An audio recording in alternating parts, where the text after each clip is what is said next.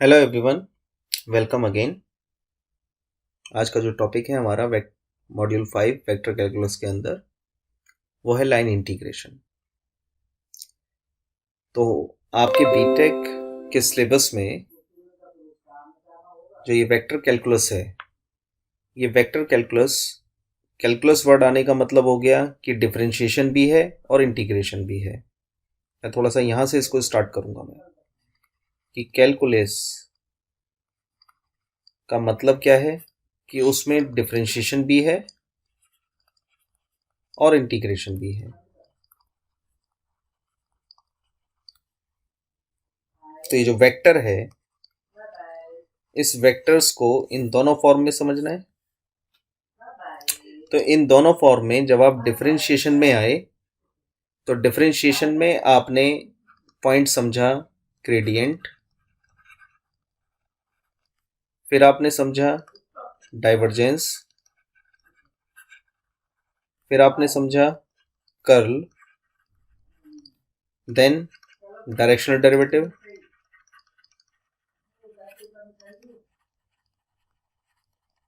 उसके बाद आप आए angle, unit normal vector, right. These are the topics. चाहे हम उसमें ऐड कर दें सोलिनोडियल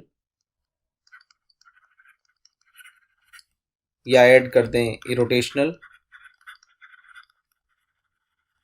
या ऐड कर दें हम वेलोसिटी पोटेंशियल। तो आप अगर देखें कि ये जो टॉपिक जितने भी मैंने यहाँ लिखे, these are connected with differentiation. अब जब ये डिफरेंशिएशन से कनेक्टेड थे तो वेक्टर कैलकुलस में आपने डिफरेंशिएशन वाले पार्ट के सारे टॉपिक समझ लिए, जिसमें हेडिंग वाइज में आपको लिख दिया है मैंने। ग्रेडियंट आया, डाइवर्जेंस आया, कर्ल आया। तो वहां पर प्रॉपर्टी तो भले ही डॉट प्रोडक्ट की I dot I J dot J हुआ या के डॉट के हुआ, लेकिन ultimately del over del x के साथ आप क्या कर रहे थे? इंटीग्रेट तो कर नहीं रहे थे, डिफरेंशिएट ही कर रहे थे।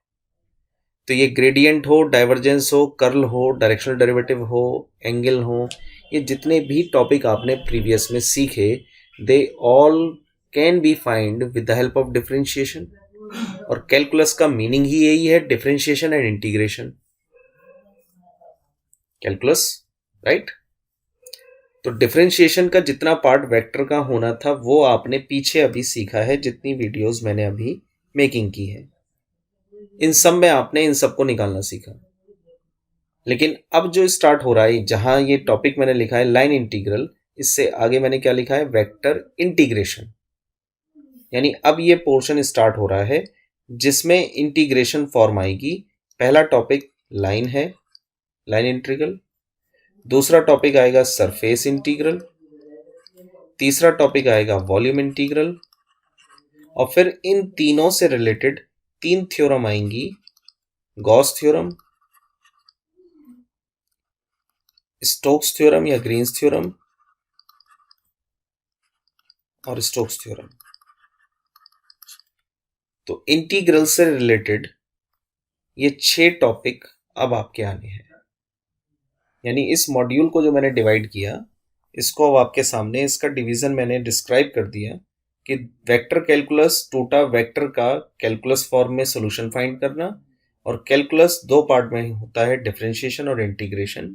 तो डिफरेंशिएशन में आपने अब तक इतने पॉइंट, इतने पार्ट सीख लिए हैं कि कैसे कैसे हमें ये वेक्टर में निकाला जाता है। अब आप हैं इंटीग्रेशन पर, जिसमें पहला टॉपिक मैंने पिक किया है लाइन इंटीग्रल। तो लाइन इंटीग्रल क्या होता है, पहले आपने इसको समझना है। तो व्हाट इज लाइन इंटीग्रल, मैं पहले इसको डिफाइन करता हूं। लाइन इंटीग्रल क्या होता है? तो any integral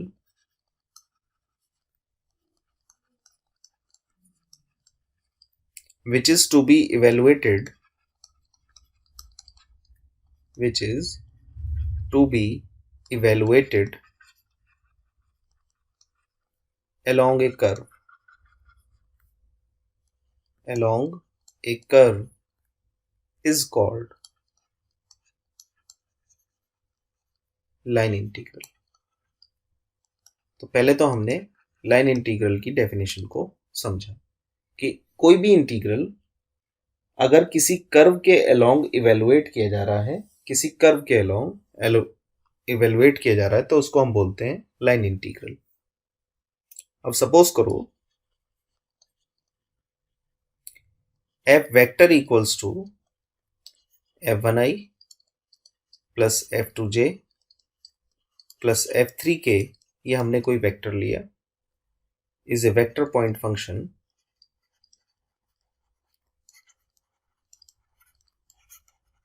is a vector point function defined on a curve C, किसी कर्व पर ये डिफाइंड है, और एंड हम ये जानते हैं डी आर वेक्टर क्या होता है, d r vector equals to d x i plus d y j plus d z k. Position vector को अगर डिफ्रेंशिएट कर दें तो देन लाइन इंटीग्रल डिफाइन कैसे होगा, then it is defined as, then line integral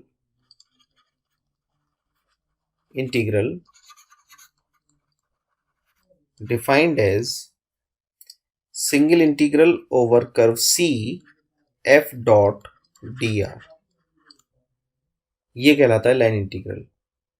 अब वो curve मान लीजिए किन्हीं दो पॉइंट A टू B पर है, यानी कर्व से आपने लिमिट बना दी, तो A टू B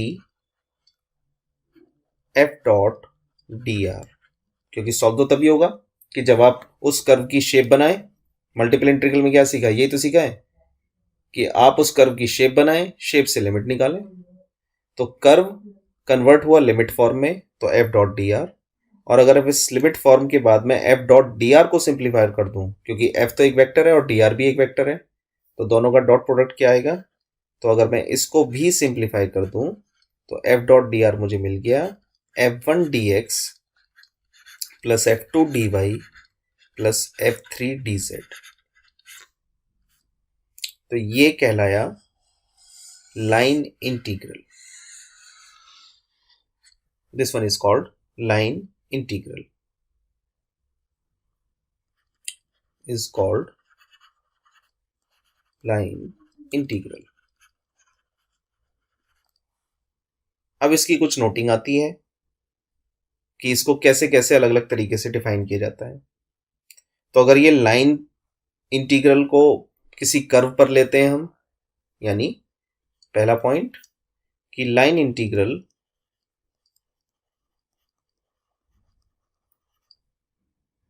ऑफ किसी function f along C curve C, तो उस कंडीशन में इसको डिनोट करते हैं आप इस तरीके से f dot d r.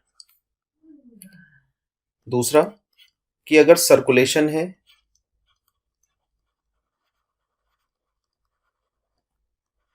Circulation of f along या अराउंड C, तो सर्कुलेशन अगर होगा तो यही लाइन इंटीग्रल जो है वो रिप्रेजेंट होगा इस तरीके से f डॉट डी आर। ये बस रिप्रेजेंटेशन को समझा रहा हूं कि किसी सवाल में आप देखोगे ये सर्किल बीच में बना हुआ है, तो वो भी लाइन इंटीग्रल ही है, बस रिप्रेजेंटेशन क्या कह रहा है, ये साइन रिप्रेजेंटेशन ये दे रहा है कि सर्कुलेशन f का है अराउंड C। ठीक। तीसरा point irrotational.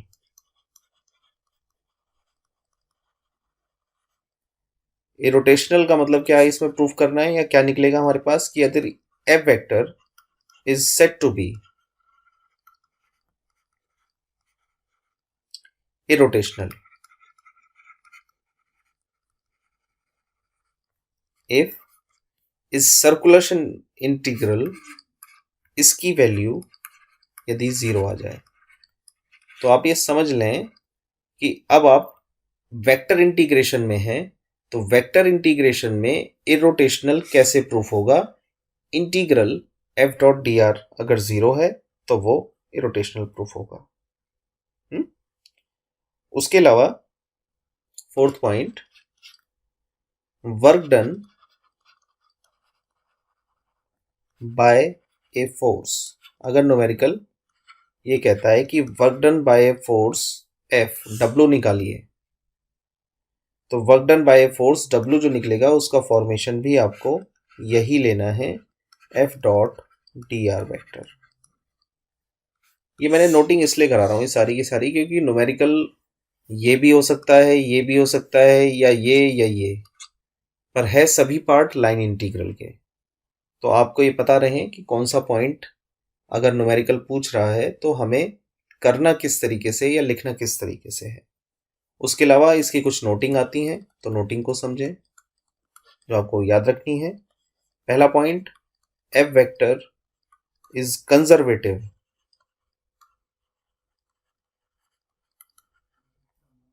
F vector conservative कब होगा?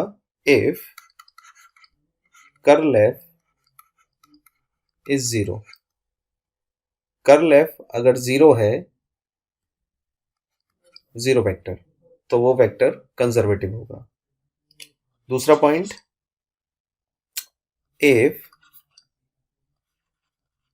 Curl f vector equals to zero vector, तो हम ये भी कहेंगे then integral over c f dot d r. इस पर क्या इफेक्ट होगा, क्योंकि अब तो अपलाइन इंटीग्रल में, तो एफ डॉट डी आर हम कहेंगे is independent of path. Independent of path, ये आप लिख देंगे। अगर किसी लाइन इंटीग्रल की वैल्यू जीरो वेक्टर आ रही है, जीरो आ रही है, या कर्ल एफ उसका जीरो आ रहा है, तो आप कह देंगे ये इंडिपेंडेंट ऑफ पाथ है। तीसरा पॉइंट, यदि integral over c f dot d r इसका रिजल्ट जीरो आ रहा है, तो आपने रोटेशनल तो कहा ही है, लेकिन अगर इसका रिजल्ट जीरो आ रहा है तो ये इनकम्प्रेसिबल भी होगा। ठीक, F vector is incompressible. Incompressible. और फोर्थ पॉइंट, हमेशा पाथ किसी भी डायरेक्शन में कर्व में is always taken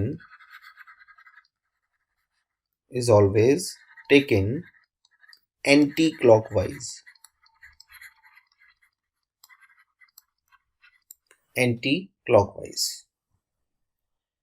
तो ये कुछ नोटिंग है। और पांचवा पॉइंट, पैरामेट्रिक में कैसे शो करना है वो भी दिखा देता हूं मैं। Fifth point, parametric equation let x equals to, मान लीजिए x t में है, y अनदर t का फंक्शन है, और z अनदर t का फंक्शन है, एंड t जो लाई कर रहा है t1 टू t2, ये t की लिमिट है। तो ये जो single integral f dot d r है, ये कन्वर्ट हो जाएगा आपका t1 to t2 f1 dx upon dt plus f2 dy upon dt plus f3 dz upon dt into dt, इसमें ही कन्वर्ट हो जाएगा। यानी ये जो फॉर्मेशन है ये x y z t के फंक्शन है, तो dx हो जाएगा dx by dt, dy by dt, dz by dt, तो ये पूरा फंक्शन t में कन्वर्ट हो जाएगा। तो अगर पैरामेट्रिक फॉर्म में, पैरामेट्रिक इक्वेशन में अगर सिंगल इंटीग्रल निकालना है तो उसको आप एक सिंगल पैरामीटर में चेंज करेंगे t में, और उसके बाद आप इंटीग्रेशन को निकाल देंगे। तो ये जो लिखवाई है मैंने, that is the summary part of line integration. तो लाइन इंटीग्रेशन क्या है?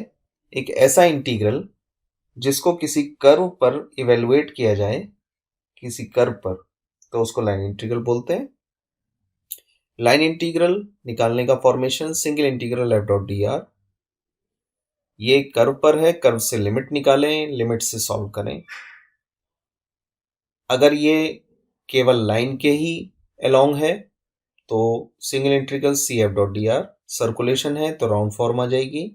ये रोटेशनल या इनकम्प्रेसिबल प्रूफ करना है तो इंटीग्रल की वैल्यू 0 हो, वर्क डन निकालना है, किसी सवाल में पूछता है तो भी यही फॉर्मूला है, W equals to integral f dot d r. उसके अलावा पैरामेट्रिक में ये आपको रखना है याद, इस तरीके से चेंज करना है। और ये भी पॉइंट क्लियर सभी समझ लें कि कर्व बनाने के बाद जो पाथ बनता है, जो आप कर्व के डायरेक्शंस को लेंगे, वो डायरेक्शंस एंटी क्लॉकवाइज होना चाहिए। एंटी क्लॉकवाइज का मतलब क्या है कि डायरेक्शन ये ऐसे आपको लेना है, ये है एंटी क्लॉकवाइज। क्लॉकवाइज नहीं लेना है, एंटी क्लॉकवाइज लेना है। ठीक, क्लॉकवाइज लेंगे तो नेगेटिव आपको रखना पड़ेगा यार। अब इस पर एक एग्जांपल लेता हूँ इस वीडियो में, बाकी और प्रैक्टिस बेस्ड न्यूमेरिकल में नेक्स्ट वीडियो में लूंगा मैं। एक एग्जांपल से थोड़ा सा आइडिया आपको दिलवा देते हैं कि कैसे लाइन इंटीग्रल इवेलुएट किया जाता है। तो सवाल किस तरीके से है, if a vector equals to x minus y of i cap plus x plus y of j cap. इसने कहा इवेलुएट कीजिए single integral over c a dot d r. अब क्लियर है, इसने ये सर्कुलेशन दे दिया तो इसका मतलब इस कर्व की जो शेप है वो सर्कुलेशन होगी, तभी इसने ये बना के दिया है साइन। तो वो जब आगे डिफाइन हुआ अराउंड कर्व सी,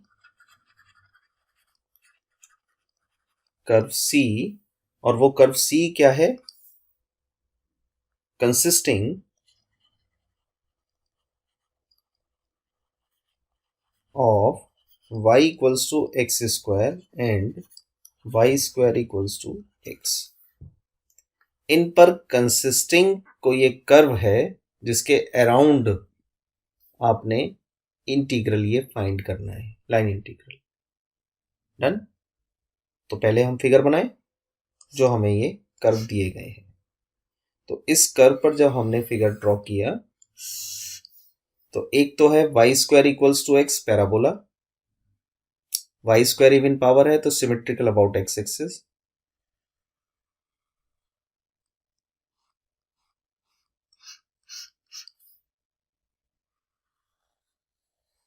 ठीक, ये पैराबोला हो गया y square equals to x, और दूसरा है x square equals to y, तो ये आपका सिमेट्रिकल अबाउट वाई एक्सिस हो गया।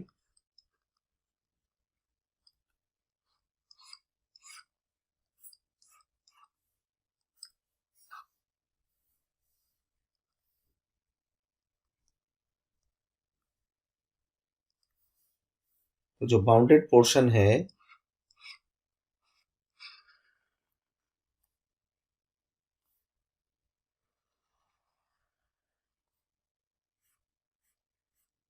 ये आपको मिल गया, एक रफली आइडिया ले लिया आपने। ठीक, चलिए। तो जब आपको ये पोर्शन मिला तो इसमें आपके पास ये है O, ये है A, इन दोनों कर्व में। इस कर्व को अगर एंटी क्लॉकवाइज चलाएं तो डायरेक्शन आपको मिलेगा ये डायरेक्शन मिल गया, यानी O A गया फिर A O आया। इस O पर कोऑर्डिनेट है 0 0, और इस A पॉइंट पे कैसे निकालेंगे वो भी आपको समझाया कि एक कर्व से वैल्यू दूसरे में उठा के रख दीजिए।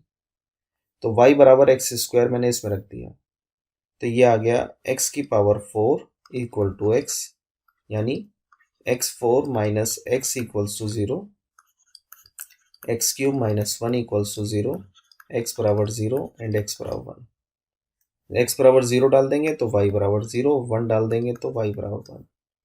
तो पॉइंट ऑफ इंटरसेक्शन आ गया 0 0 एंड 1 कॉमा 1। तो यहाँ a पर पॉइंट हो गया 1 comma 1।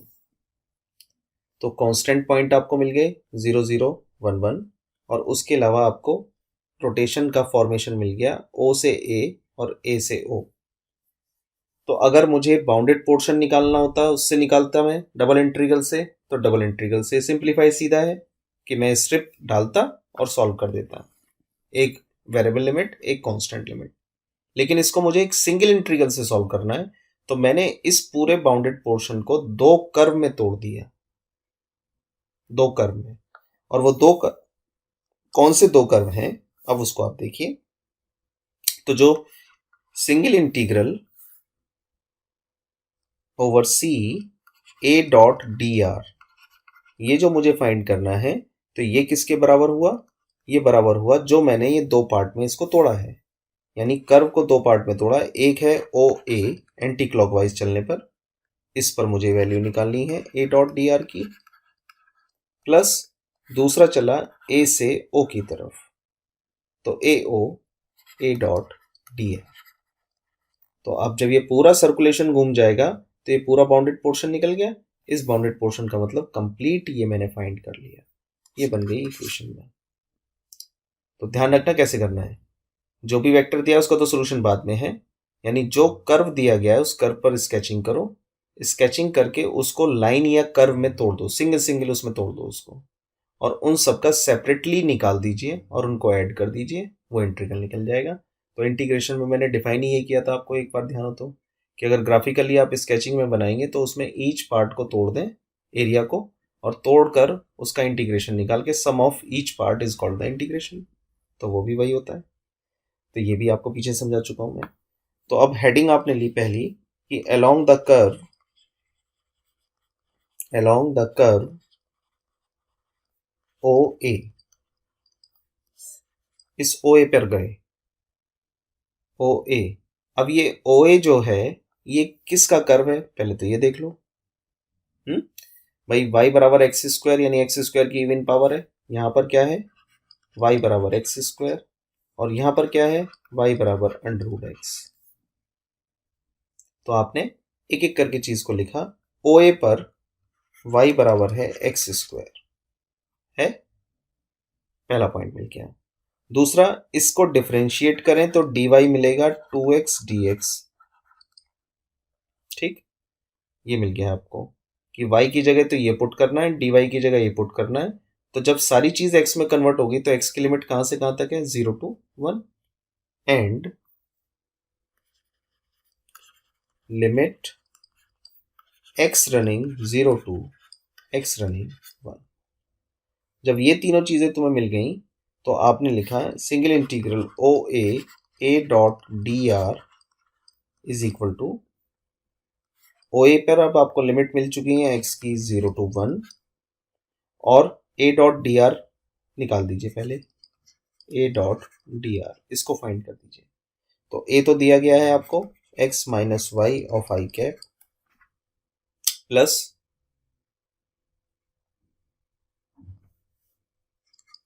x plus y of j cap, इसका dot product dxi plus dy j, ठीक। तो इनका डॉट प्रोडक्ट आपने निकाल दिया तो ये मिल गया आपको x minus y of d x plus x plus y of d y, ये मिल गया आपको a डॉट डी आर। अब इस a डॉट डी आर में मैं लिख देता हूं यहाँ पे x minus y of d x plus y of d y. इसमें अब आप पुट कर दीजिए this one, put y equals to x square and dy equals to 2x dx, ये पुट कर दीजिए।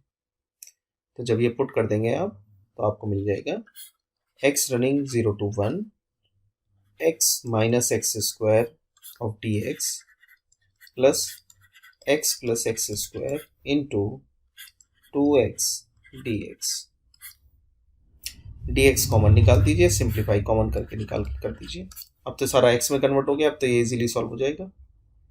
जब आपने x कॉमन dx कॉमन ले लिया तो यहाँ बचा x minus x square plus 2x की मल्टीप्लाई इसमें की तो 2x स्क्वायर, 2x की मल्टीप्लाई इसमें की 2x क्यूब ऑफ dx। तो फाइनल आपके पास बन रहा है x running 0 to 1 x plus x square plus 2x cube dx। Integrate कर दीजिए, x square by 2 x cube by 3 2x4 by 4, limit 0 to 1, lower लगानी नहीं है सिर्फ अपर लगाई, 1/2 प्लस 1/3 प्लस 1/2, तो 1 प्लस 1/3 इज 4/3। ये निकल कर आ गया integral with respect to O A f dot d r, ये आया अलोंग कर्व ओ ए। अब सेकेंड पार्ट पर गए और हेडिंग डाली आपने अलोंग कर्व ओ ए, तो हो चुका ए ओ, इस पर निकालिए। तो जब आप फिगर पर दोबारा लौट कर गए और अब आप ए ओ पर आ रहे हैं तो y बराबर है अंडर रूट एक्स, और डी वाई आप निकाल सकते हैं। तो आपने लिखा here y is equal to, या x में कन्वर्ट करना है आपकी मर्जी है, क्या मिला हुआ है इस पे, x बराबर वाई स्क्वायर ये मिला हुआ है। तो dx कितना हो गया 2y dy, और y की लिमिट क्योंकि अब आपने y में कन्वर्ट कर दिया है, तो limit of y is y equals to 1 to y equals to 0। तो a डॉट डी आर आपको पता है, a डॉट डी आर ये आपके पास है x minus y of d x plus y of d y. इसमें ये पुट कर दीजिए x की जगह और dx की जगह, तो वाई स्क्वायर माइनस वाई और 2y dy plus y square plus y dy। Simplification में 2y cube minus 2y square plus y square plus y of dy। तो ये आपको मिल गया 2y cube minus y square plus y of dy। तो a dot d r इतना मिल रहा है, तो therefore a o f dot a dot d r is equal to 1 to 0 y की लिमिट, और फंक्शन मिला 2y cube minus y square plus y d y. इसको इंटीग्रेट कर दीजिए y के रिस्पेक्ट में, तो ये आपको मिल गया 2y4 minus y cube by 3 plus y square by 2 1 to 0। तो अपर लिमिट तो 0 देगी, माइनस लेके लोअर लिमिट बना दीजिए 1/2 माइनस 1/3 प्लस 1/2। तो 1 माइनस 1/3 कितना आया 2/3, तो ये आ गया माइनस का 2/3। दोनों वैल्यू मिल चुकी हैं, इन दोनों वैल्यू को इक्वेशन 1 में पुट कर दो। From equation 1 circulation of curve c a dot d r is equal to, पहले का आंसर कितना है 4/3, तो ये मिला आपको 4/3 माइनस 2/3 इज इक्वल टू 2/3। तो उस इंटीग्रल का आंसर ये निकला आपका। तो ये है लाइन इंटीग्रेशन जो अभी मैंने आपको समझाया है एक न्यूमेरिकल में। बाकी और अभी प्रैक्टिस कराऊंगा। ये मैंने आपको एक कर्व बेसिस पे बताया कि कैसे हम पहले कर्व को स्केचिंग करते हैं। आप ये समझ के चल रहे हैं कि लाइन इंटीग्रल है तो सिंगल इंटीग्रल से ही सॉल्व करना है, और सिंगल इंटीग्रल से सॉल्व करने के लिए भले ही 2D क्यों ना हो, हम उस 2D फिगर को स्ट्रिप डाल के नहीं सॉल्व कर रहे, हम उसकी चारों लाइंस को या 2 लाइंस को या कर्व में जितनी लाइंस आ रही हैं, कर्व आ रहा है या रोटेशन अराउंड में आ रहा है या स्ट्रेट लाइन आ रही है, उनको हमने लाइंस में या कर्व में तोड़ दिया और ईच कर्व का वैल्यू हमने सिंगल इंटीग्रल से फाइंड कर ली और लास्ट में उन सबको जोड़ दिया। तो उस तरीके से आप भी कंप्लीट पोर्शन का लाइन इंटीग्रल फॉर्म निकाल सकते हैं। तो नेक्स्ट वीडियो में इससे रिलेटेड और न्यूमेरिकल लेते हैं जिससे ये टॉपिक और क्लियर हो जाए। Thank you.